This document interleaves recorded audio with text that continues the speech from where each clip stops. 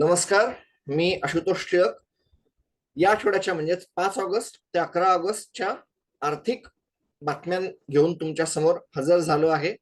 नेहमीप्रमाणेच याही आठवड्यात अगदी भरपूर बातम्या होत्या, त्या घेऊन तुमच्या सगळ्यांसमोर मी हजर झालो आहे. Headlines: August bimonthly RBI policy या आठवड्याची मोठी बातमी होती. सेबीच्याही भरपूर बातम्या होत्या, सेबी ऍक्शन मध्ये दिसली. इन्कम टॅक्सच्या न्यूज ॲज ऑलवेज. जुलै झाल्यानंतर ऑगस्टच्या याच्यामध्ये अनेक सारे डिटेल्स त्याच्या अनालिसिस मधून बाहेर आले. विजय शेखर शर्मांचं पेटीएम मधला हिस्सा खरेदी ही याच्यामध्ये ऍक्शन मध्ये राहिली. 3 बँकांबरोबर एचडीएफसीने स्वतःचा एमसीएलआर वाढवणं हे अजून एक मोठी न्यूज होती. आणि इतर न्यूज या येणाऱ्या बातम्यांमध्ये. नमस्कार, मी आशुतोष टिळक. 12 ऑगस्ट ते 18 ऑगस्ट या आठवड्याच्या आर्थिक बातम्या घेऊन तुमच्या समोर आलो आहे. या आठवड्यात फारशा बातम्या नव्हत्या. या आठवड्याच्या बातम्या या मुख्यतः सरकारशी असलेल्या रेग्युलेशन्स आणि रूल्सशी रिलेटेड होत्या. आरबीआयची पॉलिसी नव्हती, परंतु भारताच्या बाहेर खूप मोठ्या प्रमाणात बातम्या होत्या. स्वातंत्र्य दिनाचा आठवडा असल्या कारणाने सरकारच्या पातळीवर जाहीर झालेल्या काही स्कीम्स या आठवड्याचा एक मुख्य केंद्रबिंदू होत्या. इकॉनॉमिक डेटा या आठवड्यामध्ये अगदी भरपूर पब्लिश झाला. अदानी ग्रुप ॲज ऑलवेज परत एकदा बातम्यांच्या केंद्रस्थानी होता. आरबीआयच्या काही मूव्ज या परत एकदा बातम्यांचा पार्ट होत्या. सेंट्रल गव्हर्नमेंटने मी आधीच सांगितल्याप्रमाणे केलेल्या काही बातम्या या त्याचा पार्ट होत्या. आणि इतर काही लहान सहान बातम्या ज्या मी या सगळ्यामध्ये जाहीर करतो आहे. नमस्कार, मी आशुतोष टिळक. 19 ऑगस्ट ते 26 ऑगस्ट या आठवड्याच्या आर्थिक बातम्या घेऊन तुमच्या समोर नेहमीप्रमाणे हजर झालेलो आहे. चला सुरुवात करूया. या आठवड्याच्या काही मोठ्या बातम्या ज्या होत्या त्या ब्रिक्सला काही नवीन मेंबर्स मिळाले. सेबीचा जो एक रिपोर्ट होता त्यांचा प्रोब अदानी ग्रुपवर त्यांच्या हिंडनबर्गच्या बाबतीमध्ये ऑनरेबल सुप्रीम कोर्टाने जी सांगितली होती त्याबाबतचा एक रिपोर्ट त्यांनी आणून दिला आहे. सरकारच्या काही बातम्या होत्या, काही सेबीच्या बातम्या होत्या, काही आरबीआयच्या न्यूज होत्या, काही इतर न्यूज होत्या. आणि त्यामुळे या आठवड्यामध्ये अर्थातच भरपूर साऱ्या बातम्या होत्या.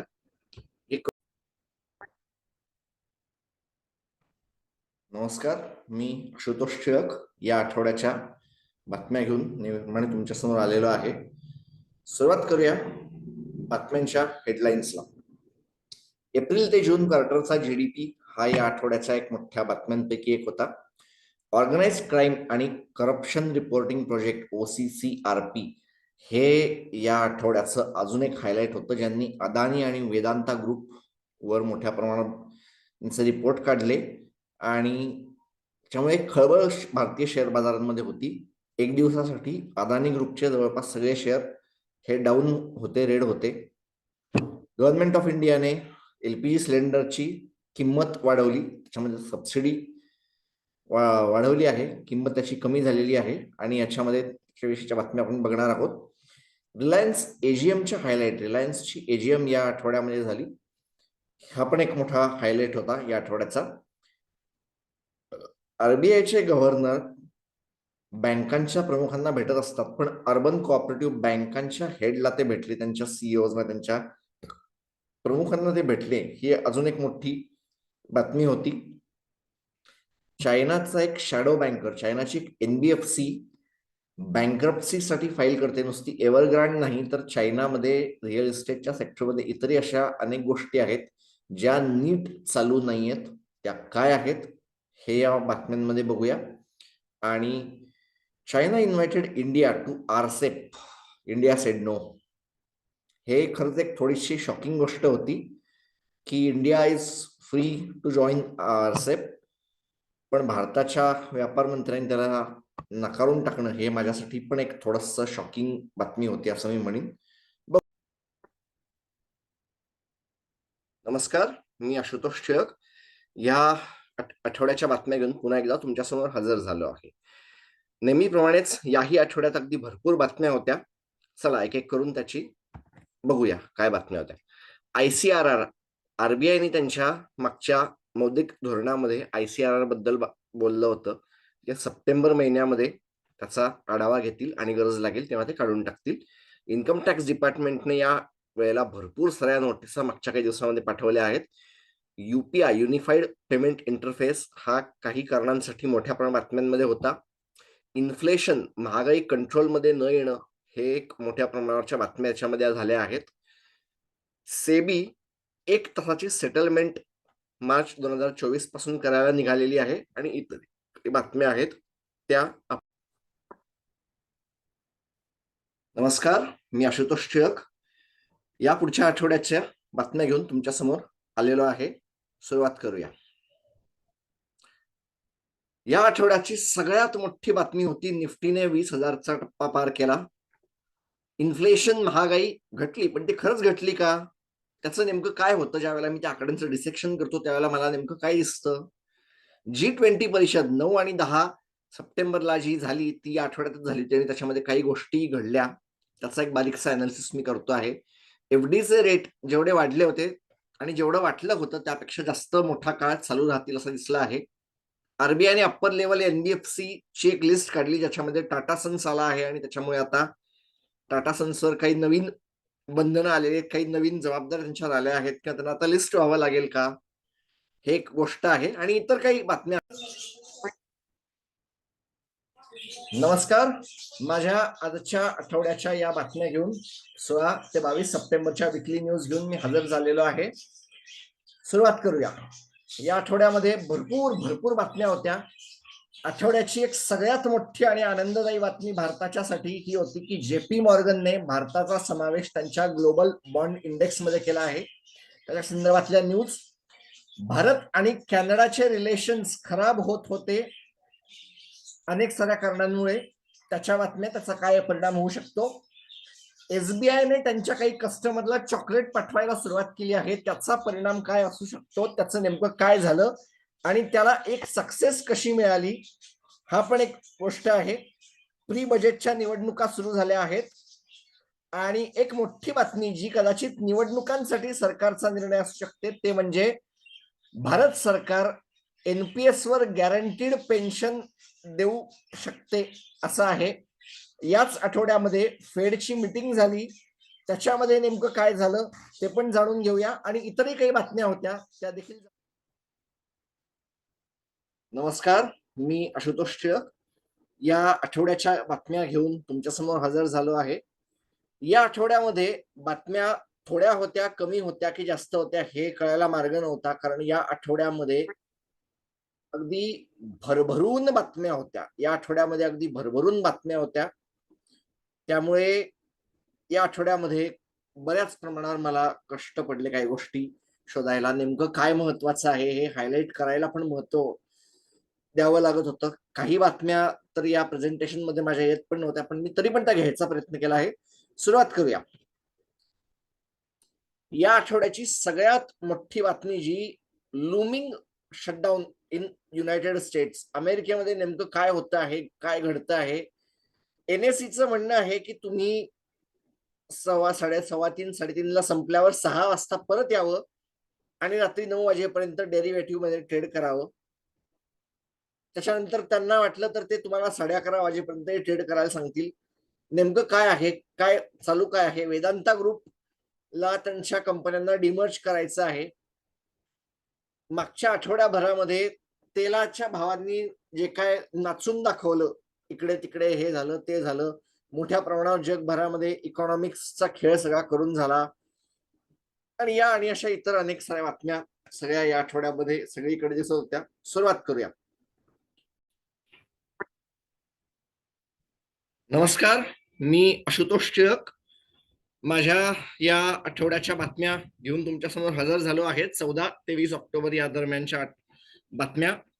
बातम्या अगदी बऱ्याच होत्या, बातम्या अगदी भरपूर होत्या. सगळ्यात मोठी बातमी या आठवड्याची गाझा इस्रायल युद्धाची बातमी होती.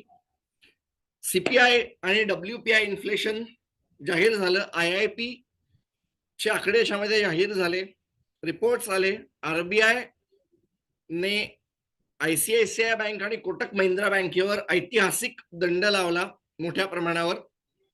विलफुल डिफॉल्टर्सच्या बाबतीमध्ये आरबीआयच्या ऍक्शन्सनी हा आठवडा गाजवला, किंवा असं म्हणता येईल की याच्यामध्ये हे नंबर्स वाढले आणि इतरही अनेक साऱ्या बातम्या होत्या ज्या या आठवड्यामध्ये हायलाइट करण्याजोग्या बातम्या होत्या.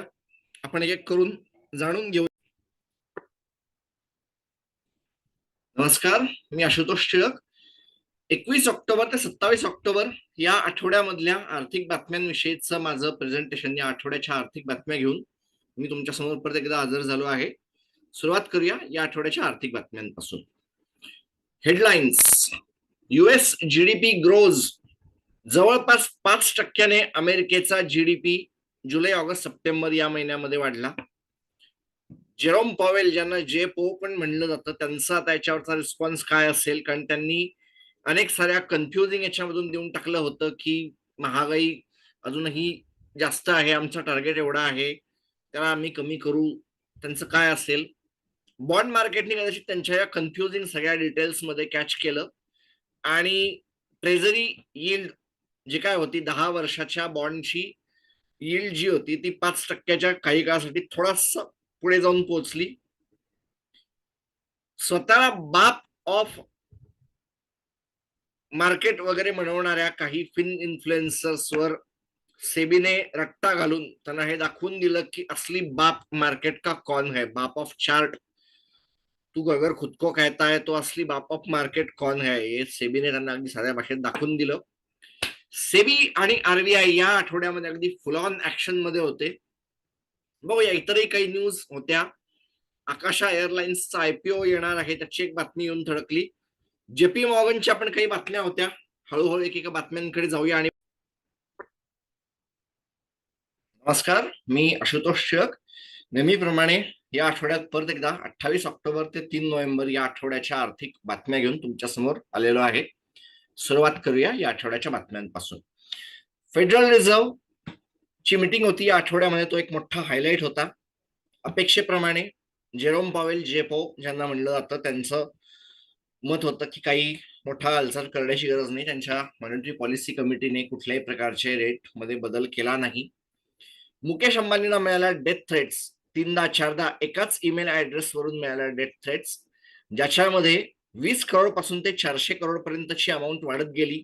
हा एक मोठा बातमी ठरली या आठवड्यामध्ये. खरं तर ती पार्टली मागच्या आठवड्याची बातमी होती.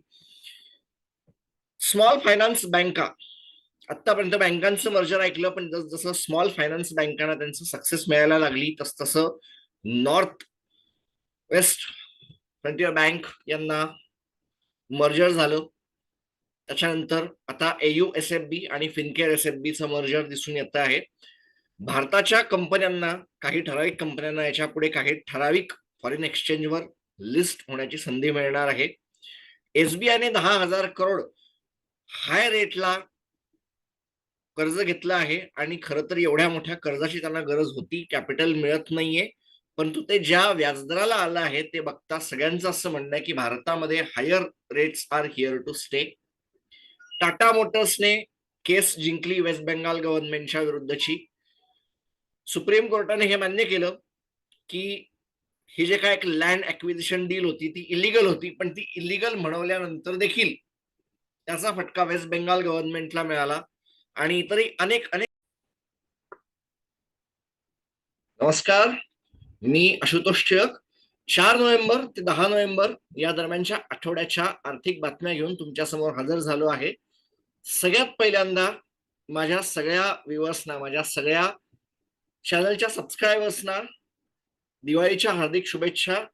की दिवाळी आणि येणारं नवीन वर्ष तुमच्यासाठी आनंदाचं, सुखा समाधानाचं जावो, अशा शुभेच्छांसह सुरुवात करूया या आठवड्याच्या आर्थिक बातम्यांना. निफ्टी आणि सेन्सेक्स, इंडियन इंडायसेस या आठवड्यामध्ये काय काय घडलं, काय होते ते, नेमक्या काय बातम्या होत्या. हेडलाईन्स तर भरपूर होत्या या आठवड्यामध्ये. टाटा ग्रुपनी iPhone maker Wistron Indian unit acquire केलं. रिलायन्सने भारताच्या बॉन्ड बाजारामध्ये एक मोठी एंट्री घेतली. जेपी मॉर्गन ने भारताच्या बॉन्ड्सना, government bond index, global bond index मध्ये भारत सरकारच्या बॉन्ड्सना जागा दिल्यानंतर भरपूर साऱ्या गोष्टी घडतात, त्याचा एक भाग होता. अदानी ग्रुपने त्यांची एका कंपनीतली हिस्सेदारी विकायला काढली.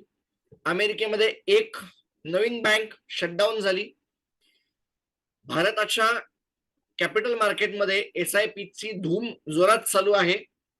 एव्हिएशन इंडस्ट्रीचे प्रॉब्लेम काय संपायला तयार नाहीत. एकामागून एक वेगवेगळ्या कंपन्यांसाठीचे इश्यू येऊनच राहिलेले आहेत. ऑइल प्रोडक्शन कट हे डिसेंबर पर्यंत चालू राहतील, त्याच्याही पुढे ते चालू होतील आणि इतर अनेक साऱ्या बातम्या.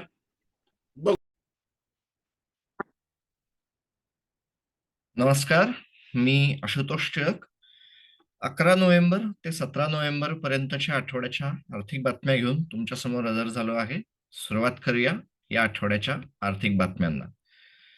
सगळ्यात पहिल्यांदा तर असं होतं की या आठवड्यामध्ये दिवाळी होती, त्याच्यामुळे फारशा कुठल्या बातम्या आल्या नाहीत, मोठ्या हायलाइट्स, मोठ्या बातम्या आल्या नाहीत. परंतु ज्या काही बातम्या होत्या त्या या प्रेझेंटेशनमध्ये मी मांडण्याचा प्रयत्न केला आहे. सगळ्यात मोठी या आठवड्याची बातमी जी एक माझ्या लक्षात आली ती या भारतामध्ये नाही, भारताच्या बाहेर घडली. वॉलमार्टच्या सीईओनी पिरियड ऑफ डिफ्लेशन प्रेडिक्ट करवलं. आरबीआयचं ऍक्शन अनसिक्युअर्ड लोन्स नुसत्या बँकांच्या बाबतीमध्ये नाही, NBFCच्या बाबतीमध्ये नाही, तर बजाज फायनान्सला पण त्याचा झटका बसला. पर्सनल गॅरंटर्स हे यापुढे इन्सॉल्वन्सी फेस करतील. जर तुम्ही कर्ज दुसऱ्या कोणासाठी, एखाद्या कंपनीसाठी घेताना त्याच्यामध्ये गॅरंटर म्हणून राहिले असाल तर तुमच्यावर देखील इन्सॉल्वन्सीमध्ये ऍक्शन होऊ शकते. तुमच्याकडून देखील पैसे कलेक्ट केले जाऊ शकतात. सुब्रतो रॉय सहारा यांचं निधन झालं आणि सुब्रतो रॉय सहारा यांचं निधन या सगळ्यामध्ये खूप मोठा हिस्सा होतं. फ्युचर रिटेल एकेकाळची या बाजारामधली पायोनियर कंपनी ज्यांनी सुरुवात करवली या इंडस्ट्रीची, तेच लिक्विडेशनकडे चालले आहेत. एक मोठा झटका. गोल्डमॅन सॅचनी भारताच्या बाजारावर दिला बुलिश सिग्नल. आणि अजून नमस्कार, मी आशुतोष टिळक या आठवड्याच्या बातम्या घेऊन तुमच्या समोर आलो आहे. पुन्हा एकदा सुरुवात करूया या आठवड्याच्या बातम्यांपासून, हायलाइट्स पासून. काय हायलाइट्स होत्या या आठवड्यामध्ये, नेमक्या काय हायलाइट्स चालू होत्या? सगळ्यात पहिल्यांदा तर बायजूज IPOs अनेक साऱ्या. त्याचं स्टेटस काय होतं? एव्हिएशन सेक्टर मार्केट, प्रायमरी मार्केटमध्ये भलेही अत्यंत आनंद सगळीकडे दिसत असेल तरीही एव्हिएशन सेक्टर, अनेक साऱ्या एव्हिएशन कंपन्या डिस्ट्रेसमध्ये दिसत होत्या. Interconnectedness of banks and NBFCs. आरबीआयच्या गव्हर्नरनी मोठ्या प्रमाणात प्रश्न उचलले. रेमंड खरंच काय आहे आणि एक कम्प्लीट मॅन आहे का? त्यांची जाहिरातीत म्हणतात की रेमंड कम्प्लीट मॅन.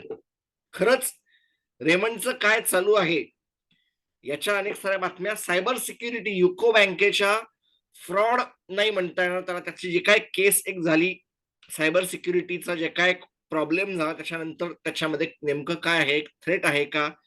आणि रिलायन्स कॅपिटलला मिळाला एक नवीन प्रमोटर. आणि या आणि अशा अनेक साऱ्या बातम्या घेऊन तुमच्या समोर आलो आहे. सुरुवात. नमस्कार, मी आशुतोष टिळक. 25 नोव्हेंबर ते 1 डिसेंबर या आठवड्याच्या आर्थिक बातम्या घेऊन तुमच्या समोर हजर झालो आहे. सुरुवात करूया या आठवड्याच्या हेडलाईन्स पासून. चार्ली मन्गर यांचं निधन. चार्ली मन्गर हे जगभरातले एक फार प्रतिष्ठित आणि वेल नोन आजोबा इन्व्हेस्टिंग मधले. त्यांचं निधन झालं. वॉरेन बफेट यांचे बिझनेस पार्टनर. तर त्याच्यापेक्षा खूप जास्त वेगळी पण यांची ओळख. आणि भारताच्या GDPनी एक सुखद धक्का दिला. ओपेकची मीटिंग होती, सेबीची बोर्ड मीटिंग होती. ओपेकची बोर्ड मीटिंग खरं तर थोडी पुढेच ढकलली गेली होती आणि ती पण व्हिडिओ कॉन्फरन्सिंग झाली. त्याच्यामध्ये वेगळ्या गोष्टी झाल्या. टाटा टेक्नॉलॉजी, इरेडा, गांधार ऑइल आणि फ्लेअर रायटिंगच्या IPO जे होते त्यांची लिस्टिंग झाली. ITCला त्यांचा जुना फॉर्च्यून हरवलेला जो होता तो परत पाहिजे होता आहे. त्याच्यामध्ये अदानींकडून ते तो घेऊ शकतील का? नवीनच एक प्रश्न आहे. बघूया काय आहेत या आठवड्यात. नमस्कार, मी आशुतोष टिळक तुमच्या सगळ्यांचं स्वागत करतो 2 डिसेंबर ते 8 डिसेंबरच्या आठवड्याच्या आर्थिक बातम्यांमध्ये. सुरुवात करूया या आठवड्याच्या बातम्यांना. आरबीआय पॉलिसीचा आठवडा होता. आरबीआय पॉलिसीचा दिवस होते. गव्हर्नमेंटचा ऍक्शन फूड इन्फ्लेशनला. एल निनोचा इफेक्ट महागाईवर होता, पुढच्या इन्फ्लेशनच्या अगेन्स्ट करायचं होतं. त्यामुळे आरबीआयने घेतलेल्या ऍक्शन्समुळे काही गोष्टी संकटात आलेल्या दिसल्या, काही गोष्टी कंपन्यांचे शेअर्स मोठ्या प्रमाणावर संकटात आले. मुडीजच्या ऍक्शननी चायनाच्या बातम्या, चायनाच्या काही बँका, काही कशाला जगातल्या सगळ्यात मोठ्या बँकांपैकी एक म्हणवल्या जाणाऱ्या बँका चीनच्या आणि त्यांच्या सरकारच्या फायनान्स करवणाऱ्या काही कंपन्या असतात, रिअल इस्टेटला फायनान्स करवणाऱ्या कंपन्या असतात, स्टेट गव्हर्नमेंटच्या कंपन्या असतात, त्यांच्यावरची ऍक्शन ती एक गाजली. एव्हिएशन वर्किंग ग्रुप नावाचं काहीतरी असतं आणि त्यांचं मत पण या सेक्टरसाठी महत्वाचं असतं, हे अचानकपणे या इंडस्ट्रीला कळलं. आणि एकूणच म्हणजे मला हे सगळं आठवताना, करत असताना काही गोष्टी आता आठवत आहेत. ती म्हणजे अशा की सुरुवातीला एव्हिएशन या इंडस्ट्रीबाबत फार मोठ्या प्रमाणावर अगदी बुलिश होऊन बसलेली माणसं शेवटी शेवटी याचे शेअर फेकून द्यायला बसली, एक तशी आठवण येते आहे. आणि इतरही नमस्कार, मी आशुतोष टिळक तुमच्या समोर घेऊन आलो आहे 9 ते 15 डिसेंबर या आठवड्याच्या साप्ताहिक आर्थिक बातम्या. सुरुवात करूया या आठवड्याच्या हेडलाईन्स पासून, पण तत्पूर्वी जर तुम्ही माझं चॅनल सबस्क्राईब केलं नसेल तर सबस्क्राईब करा, हा व्हिडिओ लाईक करा, कमेंट करा, तुम्हाला कसा वाटला सांगा, तुमच्या मित्रांमध्ये शेअर करा आणि तुमचं जर अजून काही सूचना प्रतिक्रिया असतील तर त्या कमेंट बॉक्समध्ये जरूर मेन्शन करा खालती. सुरुवात करूया या आठवड्याच्या हेडलाईन्सला. फेडरल पॉलिसीचा दिवस होता. आपल्या सगळ्यांचे लाडके जेरोम पॉवेल, जेपो, मागच्या आठवड्यामध्ये, मागच्या काही दिवसांपूर्वी शक्तिकांता दास यांनी आपल्याला दाखवलं त्यांची ताकद. जागतिक बाजारामध्ये जेरोम पॉवेल यांची ताकद दिसली. जगभरातले अनेक सारे बाजार, मुख्यत्वे अमेरिकेचा बाजार डान्स केला, फटाके फोडले. भारतामध्ये भारताच्या अर्थमंत्री निर्मला सीतारामन यांचं म्हणणं होतं की वोट ऑन अकाउंट असेल पण तरी देखील एनपीएस मधले काही चेंजेस हे या बजेटमध्ये दिसू शकतात. सरकारला एनपीएस मध्ये नेमके काय चेंज करायचे आहे त्याचं एक झलक दिसू शकते. सॉव्हरेन गोल्ड बॉन्ड ची एक नवीन सिरीज सरकारने जाहीर केली आहे, त्याच्याबद्दल नेमकं काय आहे हे आलं लक्षात.